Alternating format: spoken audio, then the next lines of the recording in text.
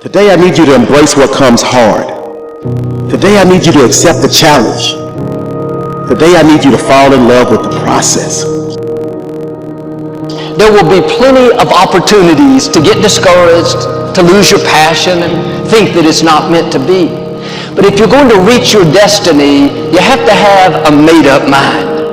If you give up after the first time, or the 5th time, or the 30th time, what that really means is you didn't want it bad enough. There should be something you're believing for that you are relentless. You are not moved by how impossible it looks. You're not discouraged by how long it's taking. You don't give up because people told you no. Your attitude is, if I have to believe my whole life, I am not going to stop believing. I am not going to take no for an answer. I'm not going to settle for mediocrity. I'm going to keep pursuing what would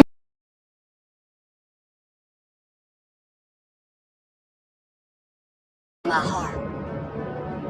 And ask yourself, what do I really want? What do I really want? And write it down. Writing causes thinking. Thinking creates an image.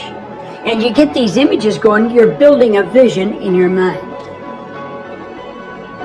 It's the visionaries that's changed the world. Think of that.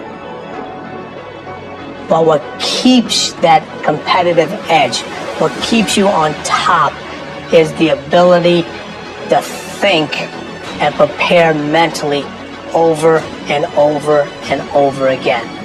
The body has limitations, the mind does not. We focus so much on what goes on from the neck down that we forget it all starts from here. Everything starts from there. If you're not mentally ready, you're never really physically prepared. And that's where the preparation starts. What would your life be like as you look toward the future if you decided, I'm not going to allow my fears to stop me? And I'm saying to you, whatever you got to do it, because if you don't, life is going to whoop you until you surrender. So when you're young and you're making mistakes, don't let them eat you up. Because everybody that done made it, done made it. You got to fail in order to win. Hey, look, man, to understand how to hit the game when it's shot, you got to miss the game when it's shot. You know, you got to be tough because the road to success is always under construction. It's never a clear path to success. The people who become successful are the people who have a relentless attitude. And you just got to hang in there through the bad breaks, because the bad breaks is coming. But they usually come right before the big break is about to happen. You get a series of bad breaks and it stumbles up a lot of people. My life and my success is to say to anyone, you can stumble, you can fall, you can get back up again.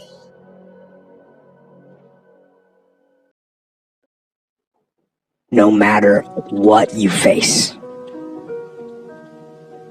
no matter how bad it is going to be, when there is a challenge, and by a challenge I mean anything in life, any challenge, anything that you're facing, the only way to overcome the challenges that you face is to start walking. Take that step every day, no matter what you are facing.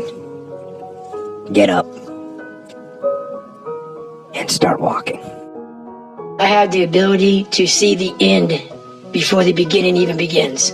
And what that means is I know that to get to the very end, I can see it right now. So before I went to Bud's, and I was losing all this weight and shit, I saw myself walking across the stage at 191 pounds. That's where I had to get to get into the door. I saw myself 6 months, a year later, whatever's going to take me to do it. I saw myself walking across that stage, getting that certificate of graduation from Bud's. And I was able to be there at 300 pounds. And that feeling, that I was nowhere near that feeling, I was able to put myself there 1,000,000 times every day. And that feeling of like, my God, that is going to feel amazing. That's what made me suffer. That's what allowed the pain to be real and say, this is worth it. I want to feel for this next 18 months. It took me 18 months to finally become a Navy SEAL, to finally, just get through butts. 18 months. It's 6 months. It took me 18. That's what woke me up every morning was, I'm going to put myself through this much pain and suffering for a few seconds. That's all it is. A few seconds of joy. And it's so worth it, man. That's what people don't get. So I'm able to put myself at the finish line, even though I have no finish line, but at the finish line of an event before I even start the and say, how are you going to feel at the end of this? Visualizing is my biggest tool of life. That's why I've been able to put myself in cold water, put myself in a 100-mile race millions of times before I've done it. And I'm able to go through the race and see how I'm going to feel at mile 50. Almost to the exact feeling. Right, so when it comes up, it's no surprise. It's no surprise. I've already done this a million times. I recommended the last time I was here, The Little Book, Richest Man in Babylon, and I said I've lectured now to over 3 million people. Guess how many have actually gone and got this little book? Answer, very few. My best guess is 10%. Such an easy thing to do. This little book, number one, is easy to find. Number two, it's easy to buy. The most you can pay for it, $6, $7, $8. You can borrow that from your kids. But if it's easy to find and easy to buy, and if it's easy to read, why wouldn't everybody go get it? We don't know. I don't know. Nobody knows.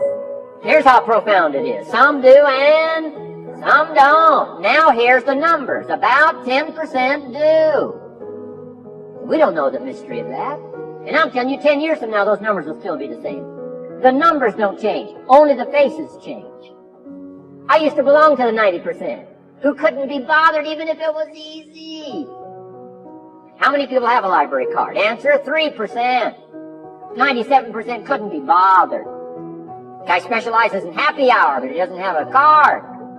And now readily and quickly blames the government and blames his company and blames the pay scale. Here's my advice to you today. Walk away from the 97%. Don't talk like they talk. Don't go where they go. Don't act like they act. Don't specialize in what they specialize in. Throw away the blame lists they cling to. You got to be consciously conscious today because your environment can hypnotize, mesmerize, and paralyze you. The other thing is, take full responsibility for your life. Oscar Wilde once said, responsibility is what we expect from somebody else. This is very true. Most people dread accepting responsibility. That's just a fact of life, and we can see it in operation every day. We can see ourselves getting hot under the collar when the dentist keeps us waiting, and we're sitting there reading old magazines when our appointment was 30 minutes ago. And we don't stop to think that we forgot to mail in this month's mortgage payment. We can see ourselves growing angrier and angrier because a business contact is supposed to call at noon, and here it is almost 2 o'clock, and the phone still refuses to ring. But we don't stop to think about the calls we ourselves have forgotten to return while we've been so busy fuming. We can see ourselves writing an angry letter to the airline because a flight was delayed, but we don't write an angry letter to ourselves when we're late for something, even though that might not be a bad idea at all. Yes, we can see avoidance of responsibility all the time in both our personal and professional lives. And here's something else we can see just as often. We can see that most people aren't as successful as they wish they were. Do you see there's a connection between these two very common phenomena? I certainly do, and by the end of this session, I hope you'll agree with me. I hope you'll understand that it's in your best interests to take responsibility for everything you do. But that's only the beginning. I'm also going to suggest that many times it's even best to accept responsibility for the mistakes of others, especially when you're in a managerial or leadership role. I can hear you saying, what? Accept responsibility for someone else's mess-ups? Why would I want to do something like that? Well, that's a fair enough question, And over the next few minutes, I'll try to answer it. One of my weak points in my personal life is I don't like technical stuff. So even though I have to be on Twitter and Instagram and Facebook, I don't care for that. So guess what? I find somebody who loves to do that. You know, I find somebody who has a strength where I will have a weakness, and I partner with them. All you're trying to do is get to the goal. No one gets there by themselves. Everybody needs help. Now, when you know what you got going for you, be confident, not cocky. Managing your strengths, knowing what they are, and don't let nobody talk you out of it. And that gets you fight ready. You get fight ready like that. You got to know you. Helps you develop your skills. All the while, you're developing your strength. You just got to keep developing the strength. Don't let anybody talk you. At the same time, you must work on improving your weaknesses. So I've had to, in spite of myself, get on Instagram, get on Twitter, get on Facebook. I got to do the videos whether I want to or not, because the world is moving to social media. If I had as many followers as Kim Kardashian, I probably wouldn't even have to do this TV show. During the years when professional basketball was just beginning to become really popular, Bill Russell, who played center for the Boston Celtics, was one of the greatest players in the pro league. He was especially known for his rebounding and his defensive skills. But like a lot of very tall centers, Russell was never much of a free throw shooter. His free throw percentage was quite a bit below average, in fact. But this low percentage didn't really give a clear picture of Russell's ability as an athlete. And in one game, he gave a very convincing demonstration of this. It was the final game of a championship series between Boston and the Los Angeles Lakers. With about 12 seconds left to play, the Lakers were behind by 1 point, and Boston had the ball. It was obvious that the Lakers would have to foul one of Boston's players in order to get the ball back. And they chose to foul Bill Russell. This was a perfectly logical choice, and statistically, Russell was the worst free throw shooter on the court at that moment. If he missed the shot, the Lakers would probably get the ball back, and they'd still have enough time to try to win the game. But if Russell made his first free throw, the Lakers' chances would be seriously diminished, and if he made both shots, the game would essentially be over. Bill Russell had a very peculiar style of shooting free throws. Today, no self-respecting basketball player anywhere in America would attempt it. Aside from the question of whether it's an effective way to shoot a basket, it just looked too ridiculous. Whenever he had to shoot a free throw, the 6'11" Russell would start off holding the ball in both hands about waist high. Then he'd squat down, and as he straightened up, he'd let go of the ball. It looked like he was trying to throw a bucket of dirt over a wall. But regardless of how he looked, as soon as Bill Russell was fouled, he knew the Celtics were going to win the game. He was absolutely certain of it. Because in a situation like this, statistics and percentages mean nothing. There was a much more important factor at work. Something that no one has found a way to express in numbers and decimal points. Simply put, Bill Russell was a player who wanted to take responsibility for the success or failure of his team. He wanted the weight on his shoulders in a situation like this. No possibility for excuses, no possibility of blaming anyone else if the game was lost, no second guessing. Bill Russell wanted the ball in his own hands and nobody else's. And like magic, even if he'd missed every free throw he'd ever shot in his life before this, he knew he was going to make this one.